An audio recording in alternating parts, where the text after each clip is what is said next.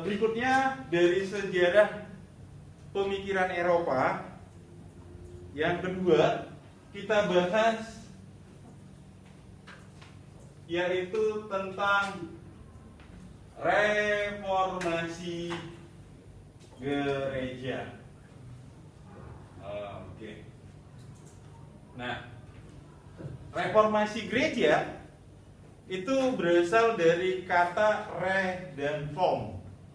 Re itu kembali, form itu bentuk. Jadi kalau reformasi itu kembali ke bentuk semula. Karena ada gerejanya, berarti reformasi gereja itu adalah kembali ke pengajaran gereja seperti awal. Tapi secara sederhana, reformasi gereja itu adalah tentang pembaharuan di gereja. Nah, pembaharuan gereja ini terjadi karena ada beberapa latar belakangnya.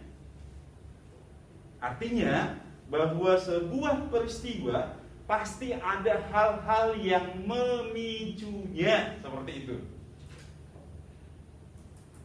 Oke, yang pertama, kenapa muncul pembaharuan gereja? Itu disebabkan oleh besarnya dari pengaruh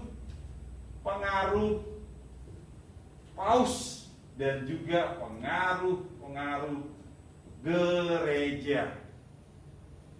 Kalau kita kaitkan nanti dengan masa Renaissance tadi, dengan paham skolastik tersebut, gereja bahkan mengatur sendi-sendi sampai semua kehidupan. Dan gereja selalu menekankan bahwa yang paling penting adalah kehidupan setelah kematian. Tuh ya. Nah, kemudian reformasi gereja itu disebabkan oleh adanya praktek dari ajaran-ajaran gereja yang dirasa kaku. Tahu arti kaku? Dia kalau pakai bahasa Belanda letterlate. Tahu arti letterlate? Letter apa? Surat atau huruf ya. Jadi sesuai dengan apa yang ditulis, tidak bisa diterjemahkan. Yang kaku itu nanti ajaran gereja hanya bisa ditulis dalam bahasa Ibrani. Jadi yang bisa baca hanya orang-orang gereja saja. Masyarakat luas nggak boleh. Yang bisa berhak baca itu adalah para pendeta. Tuh. Kemudian yang paling membuat reformasi gereja itu muncul itu adanya penjualan surat penghapusan dosa. Jadi orang yang berdosa bisa membeli surat, maka dosanya dihapuskan. Sebenarnya ini penjualan akhlak ini Pak tulis dulu ya, surat penghapusan dosa ya. Nah, sebenarnya ini adalah cara Paus untuk mencari dana untuk membangun gereja Santo Peter atau Santo Petrus yang sekarang di Roma. Nah, ternyata kekurangan dana, maka salah satu untuk bisa mendapatkan dana, maka dijuallah surat pengampunan dosa tersebut. Inilah yang menjadi sebab utama kemunculan reformasi gereja. Nyambung? Oke, kita langsung kepada siapa aja tokoh-tokoh yang termasuk dalam reformasi gereja. Nah, tokoh ini penting ya, kita bahas satu persatu. Yang pertama itu siapa? Iya, Martin Luther.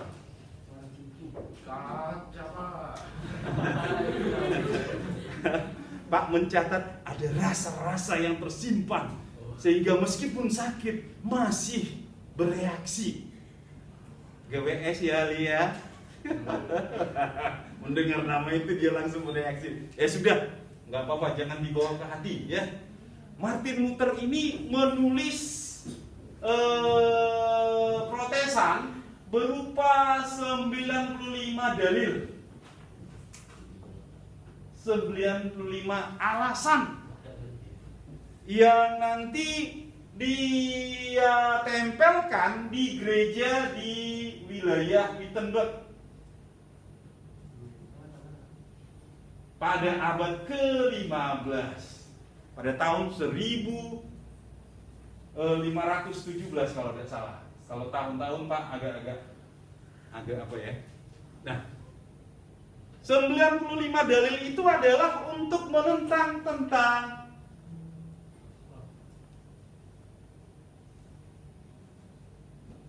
ada pertanyaan? Nah, kemudian tokoh Martin Luther ini mendapat apa namanya? Dukungan. Nah, Martin Luther ini didukung oleh kelompok yang kemudian nanti dikenal dengan istilah Lutheran. Berarti dia ikut mendukung Martin Luther. Saat ini gereja-gereja Lutheran itu banyak, termasuk gerejanya Pak Charles, HKBP. Gereja-gereja kesukuan biasanya adalah gereja-gereja yang Lutheran tersebut. Itu yang pertama, Martin Luther. Kemudian yang kedua, jadi tokoh utamanya kalau bisa dibilang tokoh utamanya adalah Martin Luther tersebut ya. Yang kedua adalah tokoh yang kedua yaitu Calvin. Nah, Calvin ini dia meminta supaya ajaran-ajaran gereja dikembalikan atau ajaran gereja itu kembali seperti mula-mula, seperti pada awal berkembang atau bertumbuh. Nah, ini pada awal berkembang Calvin melihat tidak ada yang namanya kepala keagamaan. Semua bisa jadi kepala, semua bisa jadi imam, semua bisa baca firman Tuhan. Nggak boleh ada yang paling kuat. Masa-masa sebelum reformasi gereja, yang boleh baca firman hanya orang-orang tertentu saja. Inilah nanti yang disebut nanti pengikut Calvin, itulah yang disebut dengan Calvinisme atau Calvinis. Nah, reformasi gereja ini membuat suatu perubahan yang sangat besar. Tahu kenapa? Dengan adanya protesan tokoh-tokoh ini, maka dunia mendukung, terutama Raja Jerman. Jadi secara politik, raja-raja yang nggak senang sama Paus tadi mendukung reformasi gereja. Tahu alasannya kenapa? Kaitkan dengan politik. Mereka tidak harus meminta restu kepada Paus. Mereka bisa menjalankan pemerintahan secara mandiri, terutama di negara Jerman. Raja Jerman gak senang, masa orang-orang Jerman, orang Bavaria, orang-orang kuat itu harus minta izin sama Paus. Enak aja, Jerman itu sudah ada sebelum Paus ada katanya. Begitu Martin Luther memprotes ini dengan 95 dalil tadi, maka Martin Luther dinyatakan buron, dinyatakan terhukum. Jadi dia langsung dihukum oleh gereja dan hukumannya berat. Maka Martin Luther lari ke Jerman. Kenapa ke Jerman tadi? Karena Raja Jerman mau melepaskan diri dari Paus. Jadi mereka pinter juga. Nggak mungkin mereka hanya dukung aja, ya. Jam ya. Suara Pak berarti mantep suara Pak ya. Aku seperti si Niel juga kayaknya. Oke. Nah, kalau kita lihat reformasi gereja, apa yang belum kita bahas? Nih, ini yang kita bahas. Coba yang kita bahas tentang dampak dari reformasi gereja. Nah, dampak reformasi gereja yang pertama apa?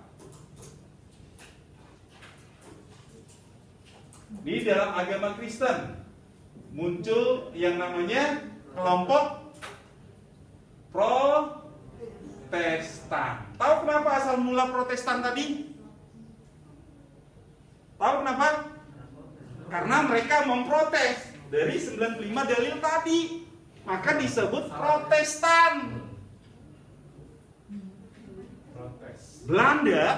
Belanda juga pengen merdeka dari Spanyol. Jadi dulu Belanda itu adalah jajahannya Spanyol, wilayahnya Spanyol. Spanyol itu nanti adalah beragama Katolik. Maka salah satu caranya dia ikut Protestan ini. Dia memisahkan diri dari Spanyol dan perlu waktu 80 tahun untuk merdeka dari Spanyol. Gitu ya. Berarti muncul Protestan, ada lagi yang namanya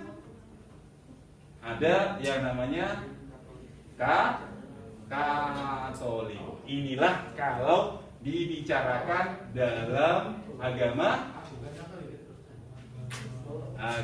Kristen. Ada yang Protestan dan ada yang Katolik. Jadi yang tukang protes tadi disebutlah Protestan. Nyambung ya? Yang Katolik yang mana? Yang tetap mengikuti dari Paus yang tadi, ya. Lalu yang kedua, dampak dari reformasi gereja. Dampaknya nanti adanya pembaharuan gereja. Termasuk nanti tidak ada lagi penjualan surat pengakuan dosa. Termasuk nanti Paus akhirnya mencabut hukuman kepada Martin Luther, sehingga yang Protestan juga diakui, tapi terpisah dengan Katolik. Seperti itu. Jadi pembaruan itu semakin menguatkan. Ini ya. Nah, yang paling besar pengaruhnya adalah bahwa kitab suci agama Kristen, Injil, Alkitab, ini bisa ya. Ini diterjemahkan dalam bahasa asing. Diterjemahkan dalam berbagai bahasa. Itu setelah reformasi gereja. Jadi nanti ada Alkitab berbahasa Jawa, ada Alkitab berbahasa Jerman, ada Alkitab. Kenapa diterjemahkan? Supaya orang-orang yang baca tidak harus tergantung kepada satu kelompok saja, gitu. Jadi bagi dunia internasional, reformasi gereja ini sangat berdampak. Ada tidak pengaruh negatifnya? Agama Islam, kitab sucinya dalam bahasa apa? Bahasa Arab. Jadi terjemahannya aja dari Arab tersebut. Sehingga orang yang nggak bisa bahasa Arab nggak bisa baca Alkitab.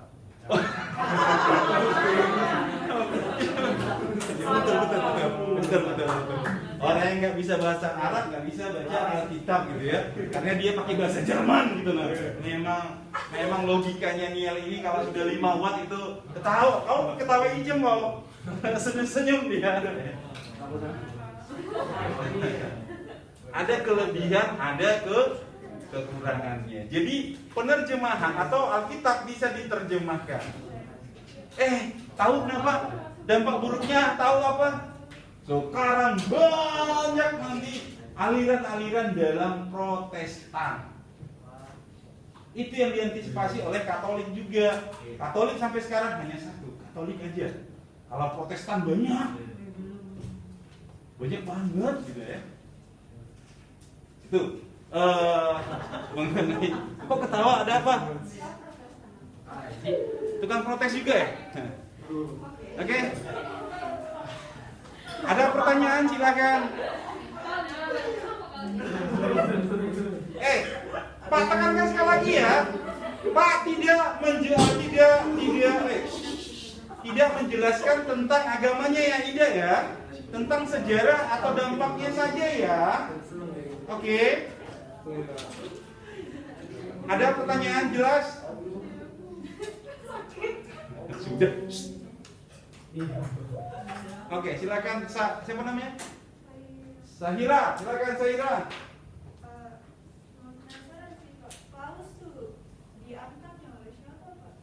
Oh, panjang ceritanya nanggung. Tidak bisa cerita lah ini. Tidak apa-apa lah.